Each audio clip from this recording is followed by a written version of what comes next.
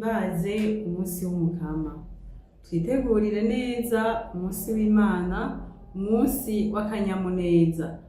Umunsi w'umukama ugira 19 mu mwaka w'amasabamana A washitse. Ni kuri uyu w'Imana igenekerezo ry'9 z'ukwezi k'umunani 2026.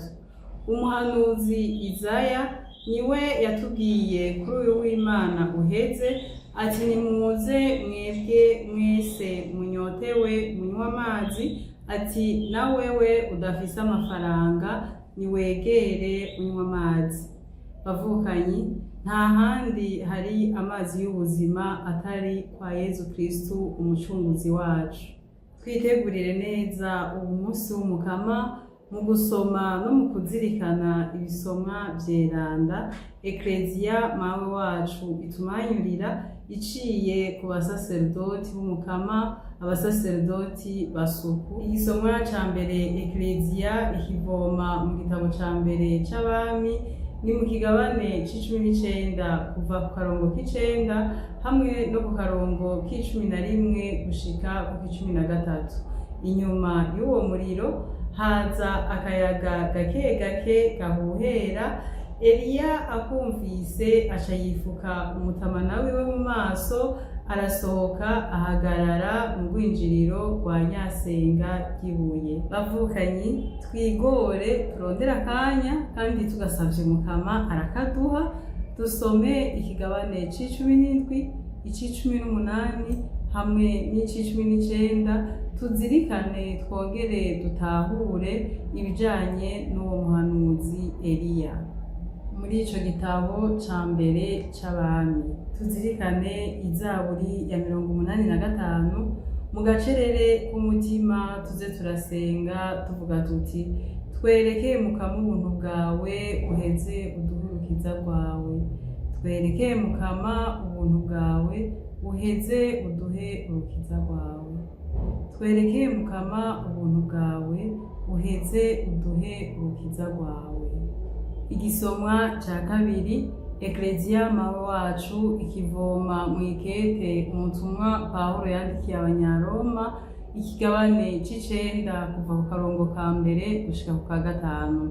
Nofuma mba igicibwa ku meza ya bene wacu. Tube turasoma twongere tuzirikane amajambo dusanga mu nkuru nziza ya Yezu Kristu nk'uko yashikirijwe na Matayo mweranda, ikigabane c'14 kuva ku karongo ka 22 gushika ku ka 33. Ndiriza usanga aho uri ngendera ku mazi.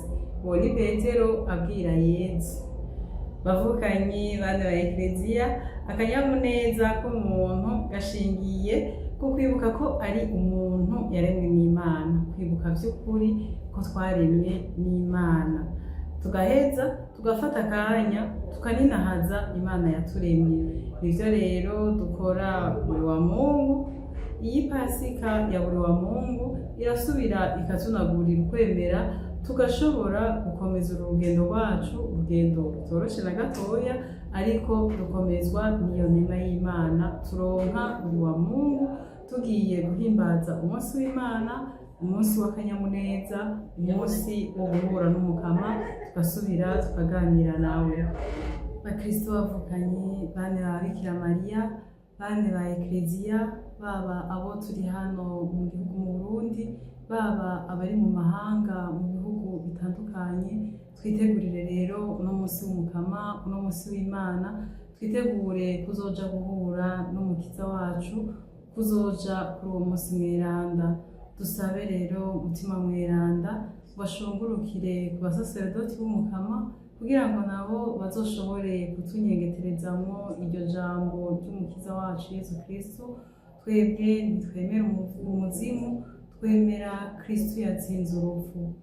Kristu ni muzima, ni ivy'ukuri ni muzima. Kristu ni muzima, ni ivy'ukuri ni muzima. Kristu ni muzima, ni ivy'ukuri ni muzima, ni muzima, ni muzima. Muze tuvyinovore kuri uyu w'Imana ugira 19 mu mwaka w'amasabamana A. ese muri twebwe abakristu b'abarayike hogira igikorwa ceranda dukoze kuri uyu w'Imana tukagikorana umutima uciye bugufi kandi uhimbara Imana. Burya ku munsi w'Imana si umunsi wo kuja kwiyerekana, si umunsi wo kuja kugira sorti, ariko ni umunsi wo kuja kuba igikoresho, kuba inkoresho y'Umukama. Muze rero twitegurire uwo munsi mwiza, umunsi w'Umukama.